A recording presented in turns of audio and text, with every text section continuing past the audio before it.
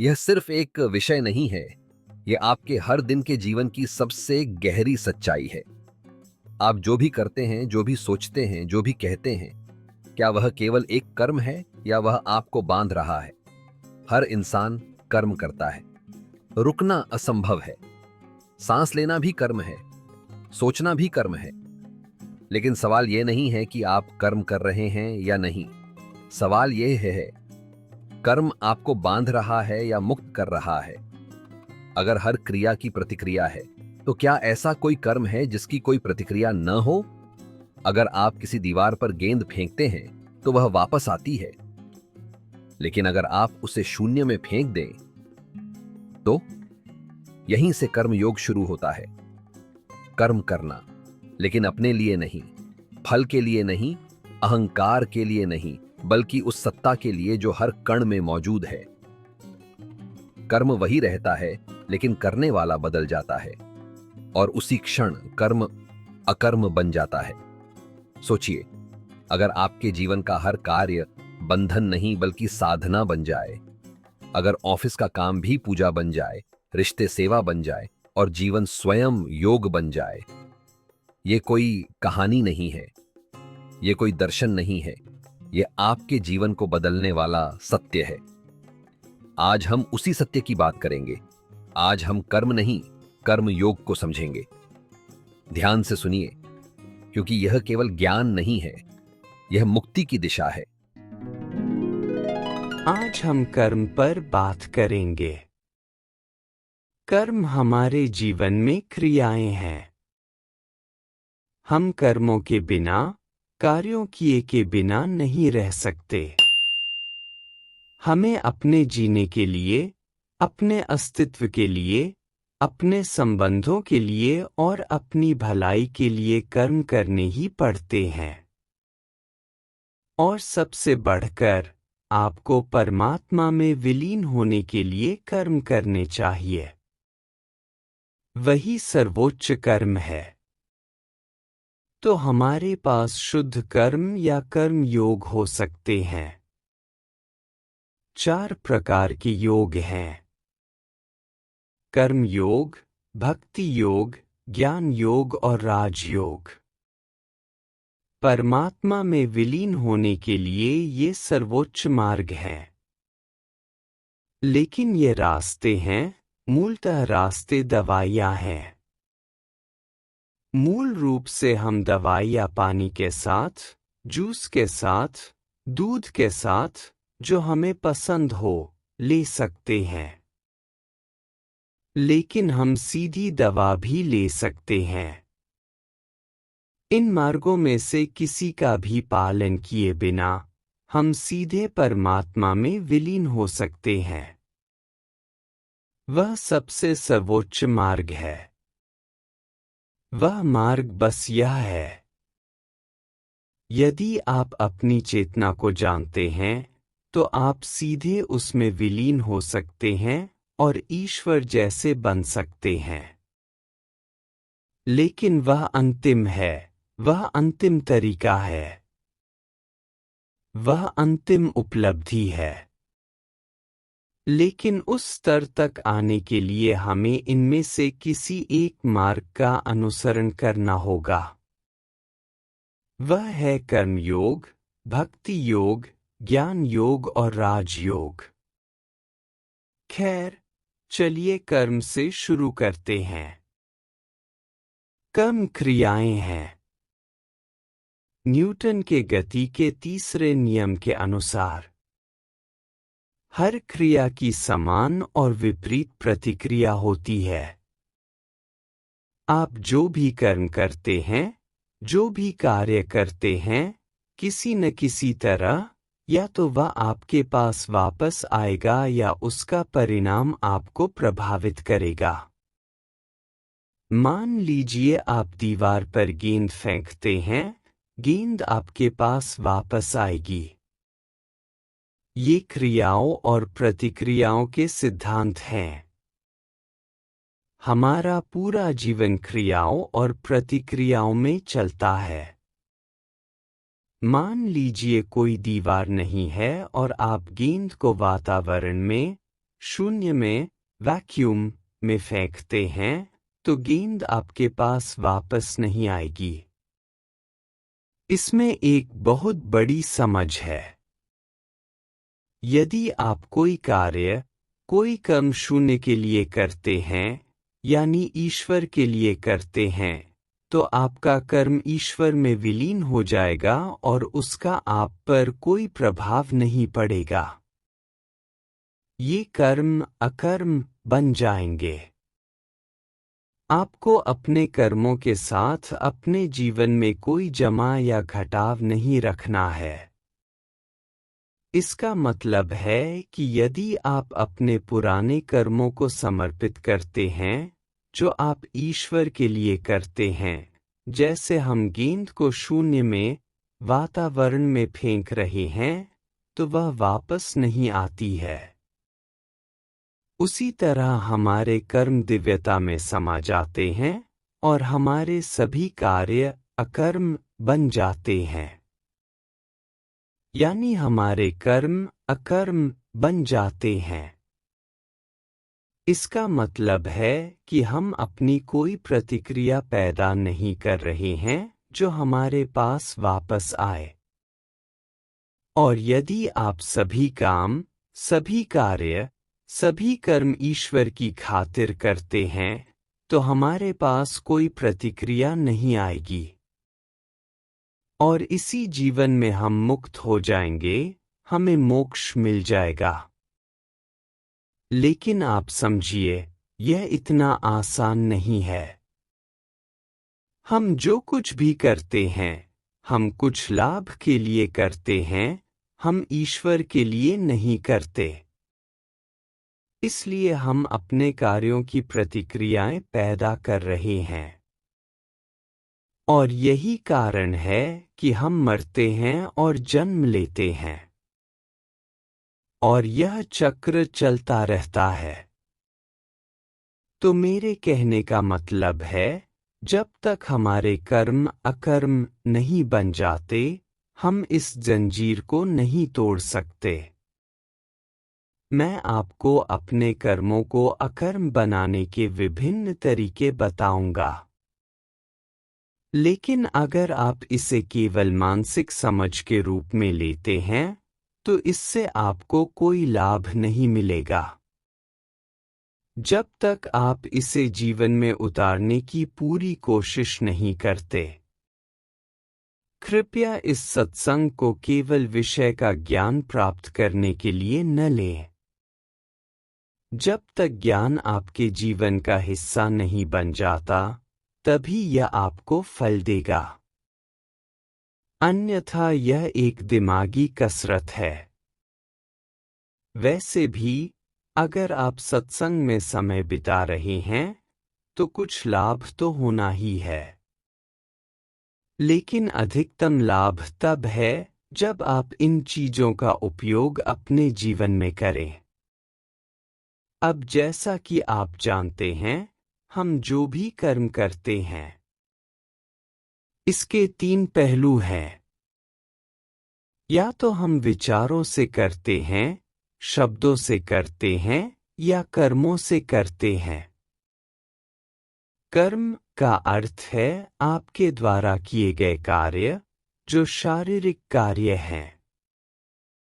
यदि आप शारीरिक कार्य करते हैं, चाहे वे सही हों या गलत, या तो कानून आपका पक्ष लेगा या कानून आपको दंडित करेगा।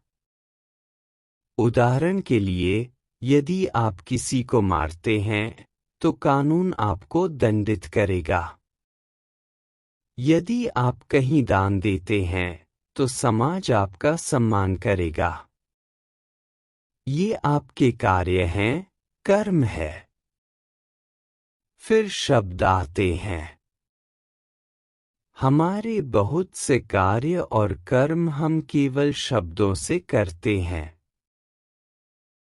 हम शब्दों से किसी का सम्मान करते हैं। हम शब्दों से किसी से लड़ते हैं। हम शब्दों से जो भी सकारात्मक या नकारात्मक करेंगे, वह भी कर्म बनाता है। लेकिन यहाँ शब्दों द्वारा कानून तस्वीर में नहीं आएगा।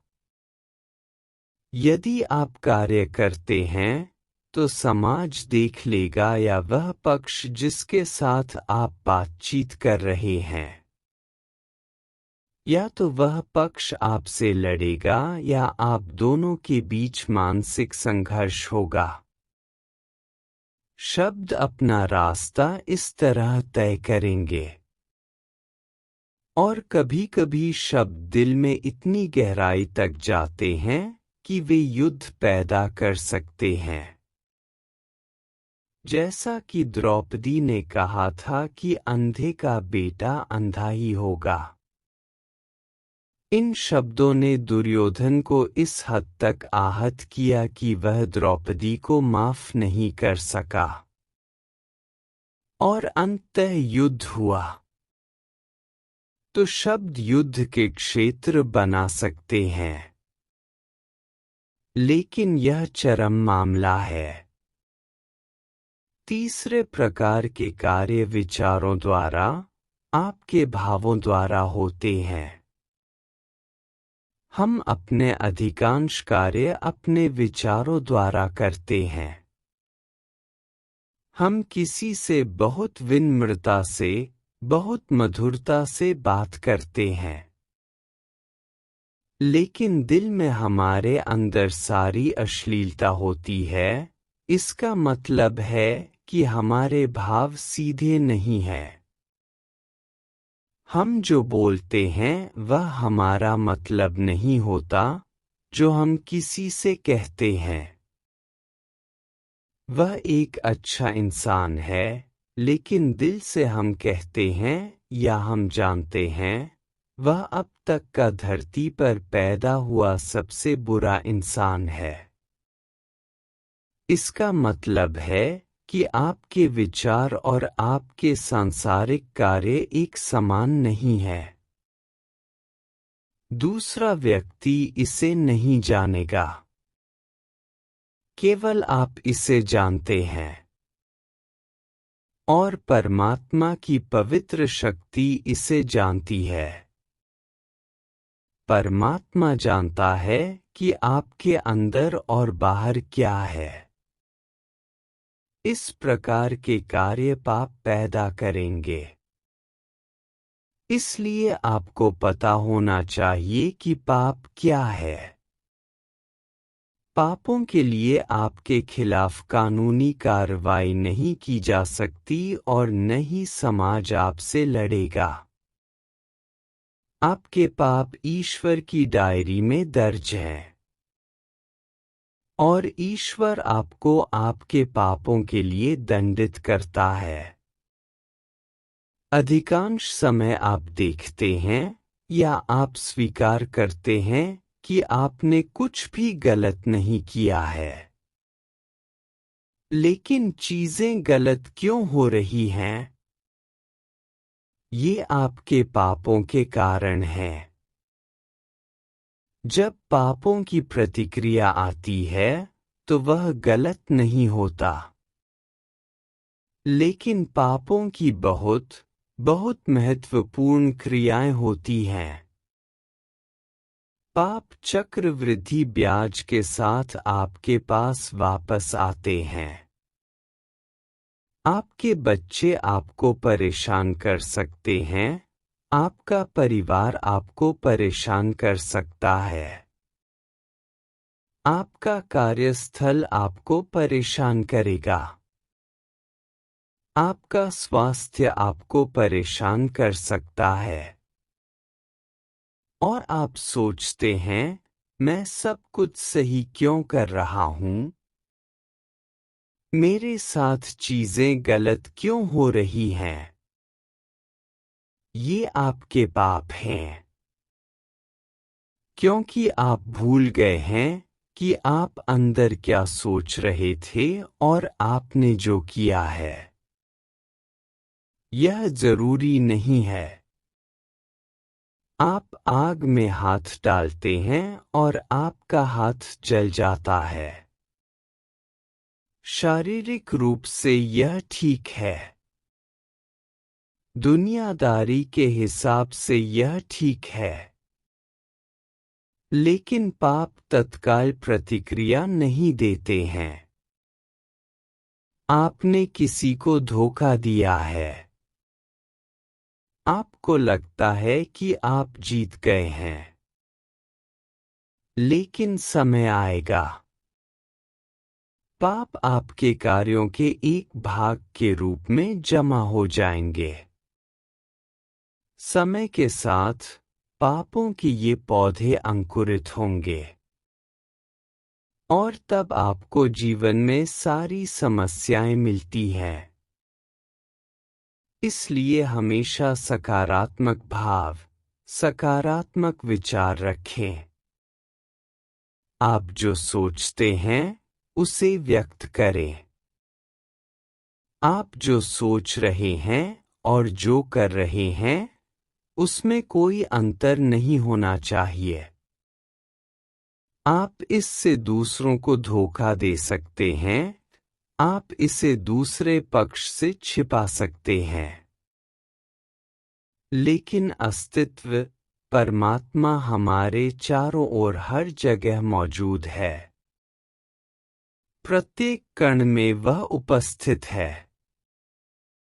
वह सारे रिकॉर्ड रखता है, और वह कई गुना तरीकों से बदला लेगा।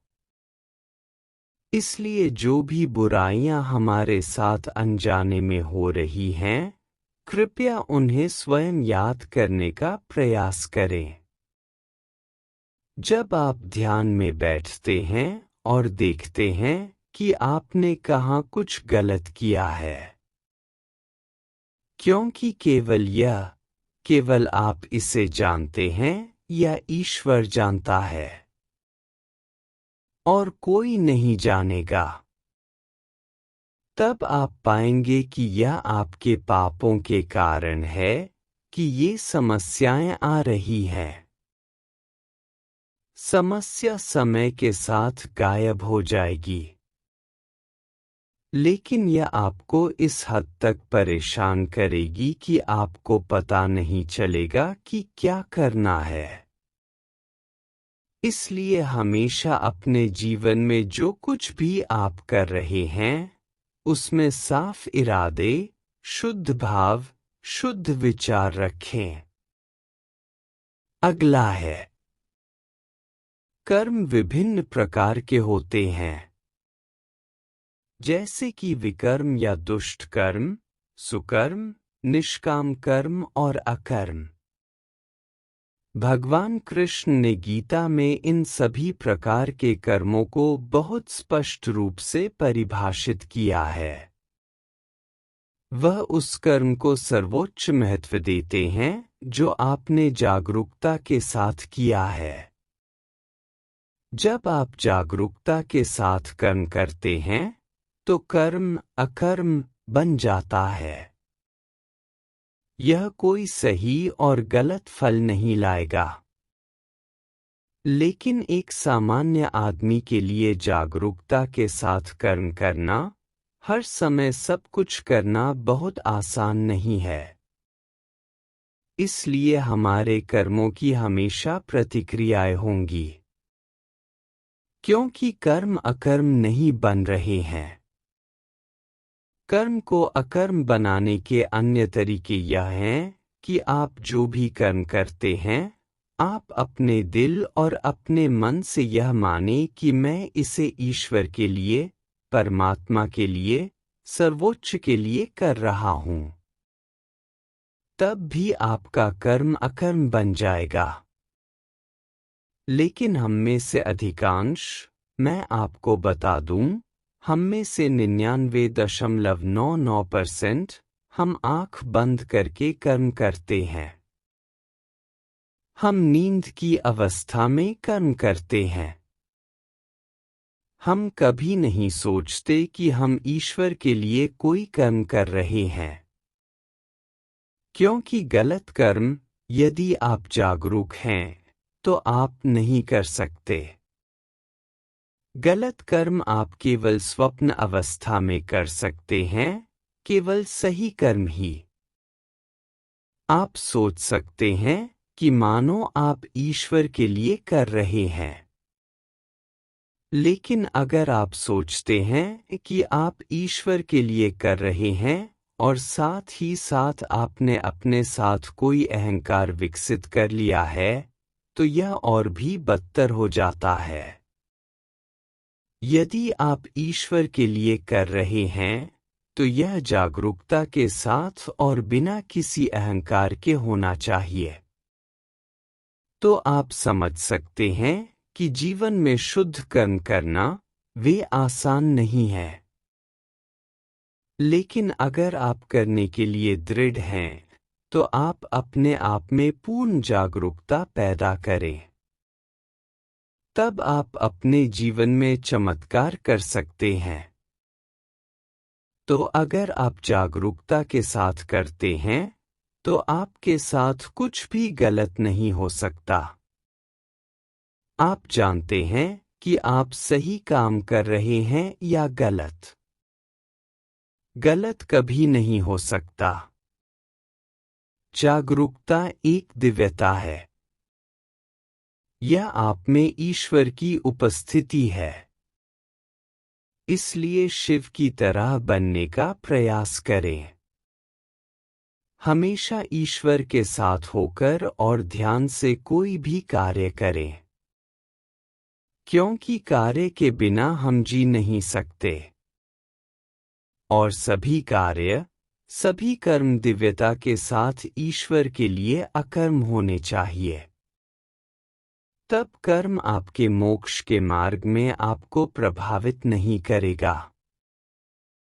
आप निश्चित रूप से मोक्ष प्राप्त करना चाहेंगे।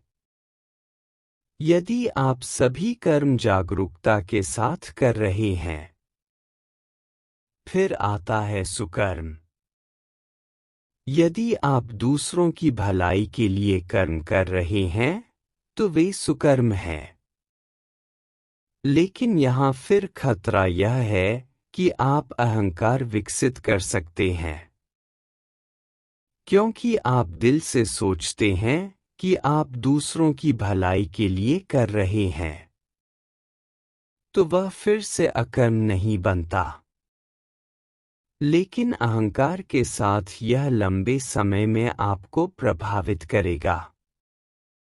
इसलिए सुकर्म, यदि आप कर रहे हैं, तो आपको देखना चाहिए, आपके पास कोई अहंकार नहीं होना चाहिए।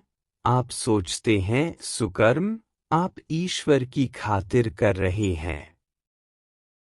यदि आप बुरे कर्म कर रहे हैं, तो निश्चित रूप से दूसरों को नुकसान पहुंचाने के लिए यह आपके जीवन में सभी नकारात्मक समस्याएं लाएगा।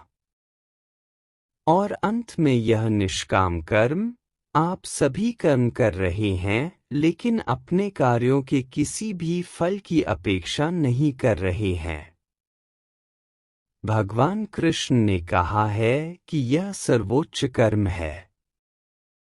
लेकिन क्या आपको लगता है कि आप बिना किसी अपेक्षा के कोई भी कार्य, कोई भी कर्म करते हैं? बाहरी तौर पर आप कह सकते हैं, लेकिन अंदर से आप हमेशा कुछ न कुछ चाहते हैं। अगर आप किसी की मदद करते हैं और अगर वह आपको धन्यवाद दिए बिना चला जाता है, तो आपको बुरा लगेगा। बस एक छोटी सी बात कि उसने आपको धन्यवाद नहीं कहा, फिर भी आपको बुरा लगता है। तो निष्काम कर्म भी सर्वोच्च प्रकार का कर्म है। लेकिन यह तभी संभव है जब आप बिना कुछ अपेक्षा किए ईश्वर की खातिर करें। यह आपकी पूजा बन जाता है, यह आपकी भक्ति बन जाता है। तभी ये चीजें संभव हैं। तो हमारे कार्यों का, हमारे कर्मों का कोई अंत नहीं है। हर कर्म के पीछे आपकी चेतना है, दिव्यता है। दिव्यता सब कुछ देखती है। चेतना कर्मों में भाग नहीं लेती है। और आपके कर्मों में चेतना केवल निरीक्षण करती है। चेतना एक उत्प्रेरक की तरह कार्य करती है। जैसा कि आप जानते हैं, रासायनिक प्रतिक्रिया में उत्प्रेरक के बिना रासायनिक प्रतिक्रिया नहीं हो सकती। उसी तरह हमारे जीवन में चेतना की अनुपस्थिति में कोई भी कार्य नहीं किया जा सकता है। चेतना सब कुछ देखती है, लेकिन यह आपको अपनी पसंद का कुछ भी करने की पूरी छूट देती है। इसलिए यदि हमने अपनी चेतना को इतनी उच्च सीमा तक विकसित कर लिया, तो हम कोई गलत कार्य नहीं कर सकते, क्योंकि चेतना स्वयं एक दिव्यता है। यदि दिव्यता हमारे हृदय में विस्तारित हो जाती है, तो हमारे द्वारा कुछ भी गलत नहीं किया जा सकता है। तो आगे मैं बात करूंगा कि अपनी चेतना को कैसे बढ़ाया या विकसित किया जाए ताकि आपके द्वारा कोई बुरा कर्म न किया जा सके। मैं एक छोटी कहानी के साथ शुरुआत करना चाहूंगा ताकि आप समझ सकें कि जागरूकता क्या है और जागरूकता आपको इतनी गहराई से कैसे प्रभावित करती है। और आपके कर्म अपने आप अकर्म बन जाते हैं। बहुत समय पहले एक राजा था और उसके राज्य में कुछ संत थे। कई संत दावा कर रहे थे कि वे उच्चतम श्रेणी के हैं। वह उनकी परीक्षा लेना चाहता था। उसने अपने राज्य में 3 से 5 संतों को बुलाया और उस समय की सर्वश्रेष्ठ नर्तकी यानी उर्वशी को भी आमंत्रित किया। उर्वशी एक सुंदर नर्तकी, सुंदर महिला थी और उनके सामने उर्वशी को बेहतरीन तरीके से नृत्य करने के लिए कहा गया ताकि संत उसकी सुंदरता से विचलित हो जाएं और उनमें एक प्रकार की कामुक भावनाएं विकसित हो जाएं। उर्वशी ने उनके सामने नृत्य करना शुरू कर दिया। उर्वशी का नृत्य अतुलनीय है। उसकी सुंदरता अतुलनीय है। जब उसने नृत्य करना शुरू किया और धीरे धीरे अपने कपड़े उतारने लगी, तो संतों में से एक ने जब इसे देखा, तो उसने कहा कि यह अश्लीलता मैं नहीं देख सकता। अन्य संतों ने उससे कहा, यदि तुम इसे अश्लीलता मानते हो, तो अपनी आंखें बंद कर लो, इसे मत देखो। हम इसे देखेंगे। उसने अपनी आंखें बंद कर ली। लेकिन बंद आंखों में उसे अपने सामने नाचती हुई उर्वशी को वास्तव में देखने की तुलना में कहीं अधिक अश्लीलता का अनुभव हुआ। लेकिन वह इसे प्रकट नहीं कर सकता। उसने खुद इसे महसूस किया है। मैं अपनी आंखें खोलकर इसे देख सकता था। लेकिन उसने दोबारा आंखें नहीं खोलीं क्योंकि वह पहले ही कह चुका था कि वह इसे देख नहीं सकता। उर्वशी ने अपना नृत्य जारी रखा और धीरे धीरे उसने अपने और कपड़े उतारे। दूसरे संत को बहुत बुरा लगा और उसने कहा, नहीं, मैं यह सब बकवास नहीं देख सकता। अन्य 2 बचे हुए संतों ने कहा, ठीक है, तुम भी अपनी आंखें बंद कर सकते हो, इसे मत देखो। लेकिन राजा चाहता था कि हम नृत्य का सब कुछ देखें और फिर वह निर्णय ले सके कि हम उसकी आंखों में और राज्य में कहाँ खड़े हैं। दूसरे व्यक्ति ने भी आंखें बंद कर ली और आंखें बंद करने के बाद उसने बहुत दुखी महसूस किया। लेकिन वह स्वीकार नहीं कर सका। नृत्य भी चलता रहा। फिर केवल एक संत बचा। वह पूरी जागरूकता के साथ नृत्य देख रहा था। उर्वशी एक के बाद एक कपड़े उतारने लगी और अंत में उसने सारे कपड़े उतार दिए। और यह व्यक्ति बहुत ही बारीकी से इसका अवलोकन कर रहा था, जैसे कि उसे कुछ नहीं हो रहा हो। फिर उसने उर्वशी से कहा, आगे क्या? तुम्हारे पास जो है उसे और हटाओ। तब उसने अपमानित महसूस किया। उसके पास और कुछ नहीं था, केवल उसका मांस है। वह उसे नहीं हटा सकती। फिर खून बाहर आ जाएगा। तो यह संत देखता रहा। इस हद तक देखता रहा कि कर्म अकर्म बन गया, इस तरह से कि उर्वशी खुद शर्मिंदा महसूस करने लगी और वहां से भाग गई। लेकिन यह संत प्रभावित नहीं हुआ। उसने वास्तविकता देखी। जब आप कर्म की वास्तविकता, हर चीज की वास्तविकता को पूरी जागरूकता के साथ देखते हैं, तो कोई भी चीज उसे प्रभावित नहीं कर सकती। यदि आप कुछ जीतना चाहते हैं, तो उससे भागे नहीं। इसका बहुत बारीकी से निरीक्षण करें। निरीक्षण करें और आप पाएंगे कि अंततः आप जीतेंगे। दूसरे पक्ष को हारना ही है, क्योंकि आप वास्तविकता देखने के लिए तैयार हैं। और वास्तविकता में सब कुछ शून्य है। सब कुछ सफेद है, वहां कुछ भी नहीं है। इसलिए यदि आप खुद को जीतना चाहते हैं, यदि आप कर्म को अकर्म बनाना चाहते हैं, तो इसका निरीक्षण करें, इसे अधिकतम सीमा तक करें।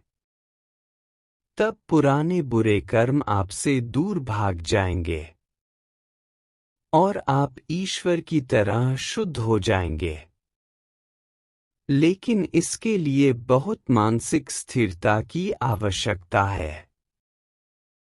आप में दिव्यता के उच्चतम भंडार की आवश्यकता है, ताकि आप विचलित न हों।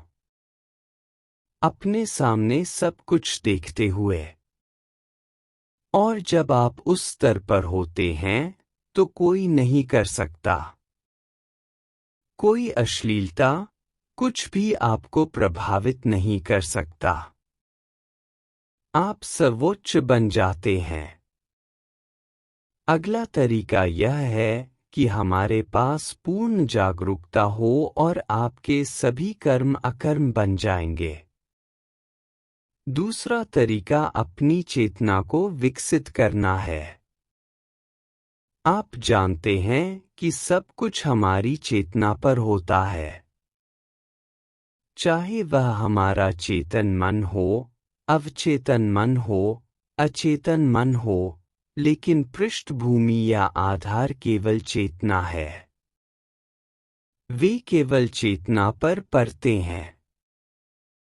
यदि चेतना नहीं है, तो कुछ भी नहीं होगा। तब आप वहां नहीं होंगे। क्योंकि आप जानते हैं कि बच्चा चेतना के साथ पैदा होता है। और जब बच्चे में सांस दिखाई देती है, तो चेतना सुप्त हो जाती है।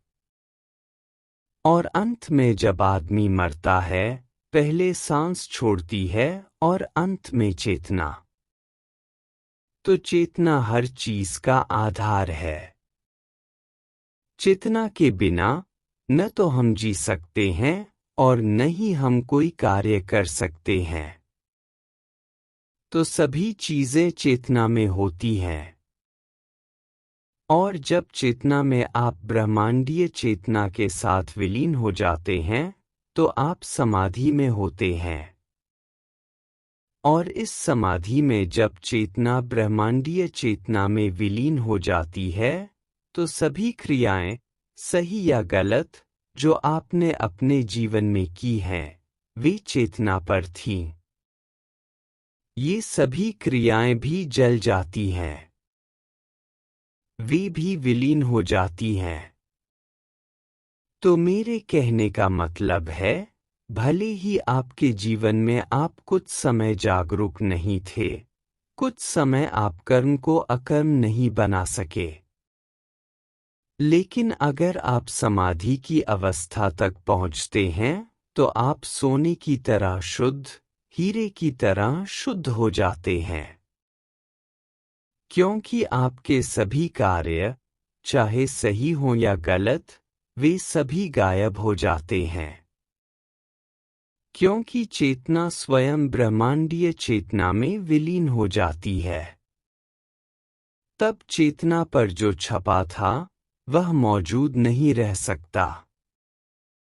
तो आप एक शुद्ध सुवर्ण की तरह बन जाते हैं और आप इस संसार में मुक्त हो जाते हैं। तो अंत में अपनी साधना द्वारा, अपने ध्यान द्वारा यदि आप निर्विकल्प समाधि की अवस्था तक पहुंचने में सक्षम हैं, तो आप मुक्त हो जाते हैं। आप पूर्ण मुक्त बन जाते हैं और फिर पैगंबर का दूसरा जीवन तब शुरू होता है जब आप ब्रह्मांडीय चेतना में विलीन हो जाते हैं और आप निर्विकल्प समाधि में होते हैं। लेकिन सवाल यह है कि चेतना को कैसे विकसित किया जाए। हमारे सारे प्रयास चेतना को विकसित करने के लिए हैं। चेतना के विकास के लिए हमें अपनी सांसों पर पूर्ण नियंत्रण, अपने मन पर पूर्ण नियंत्रण रखना होगा। मन को सांस से ऊर्जा मिलती है। यदि सांस नियंत्रित है तो मन चला जाएगा। सांस को नियंत्रित करना कभी भी जबरदस्ती नहीं होता। जब आप इसका बहुत बारीकी से निरीक्षण करते हैं तो सांस अपने आप बिखर जाती है, शांत हो जाती है। कितना समय और कितने साल और कितना जीवन, कितने जीवन, यह मैं नहीं कह सकता। जिस क्षण सांस गायब होगी, आपका मन पर पूरा नियंत्रण हो जाएगा। जब मन पूरी तरह से नियंत्रित होता है तो कोई विचार नहीं, कोई भाव नहीं रहेगा। तब जो शेष रहता है वह केवल आपकी चेतना है। जब चेतना अपने आप प्रकट होती है तो यह प्रकट होती जाती है।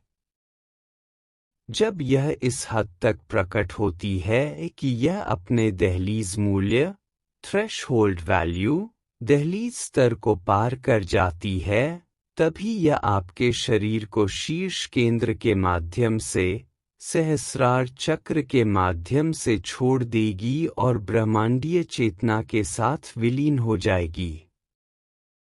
तब आप आत्म साक्षात्कारित हो जाते हैं और आप निर्विकल्प समाधि में चले जाते हैं।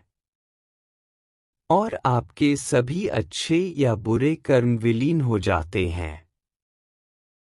और आप ईश्वर का हिस्सा बन जाते हैं। आप ईश्वर जैसे बन जाते हैं। हम ईश्वर के बारे में बात करते हैं, लेकिन जब तक हम ईश्वर नहीं बन जाते, वह हमारे लिए एक सपना है। इसलिए हमें वह बनना चाहिए जो हम बोलते हैं। यही जीवन का उद्देश्य होना चाहिए। हम आत्मा के बारे में बात करते हैं। हमें आत्मा बनना चाहिए। तभी हम कह सकते हैं कि हमने कुछ हासिल किया है। इसीलिए केवल शब्द और बातें हैं और कुछ नहीं। तो आप जो बात करते हैं, जो आप जीवन में हासिल करना चाहते हैं, वह बनने की कोशिश करें। और सबसे आसान रास्ते से कुछ नहीं मिलता।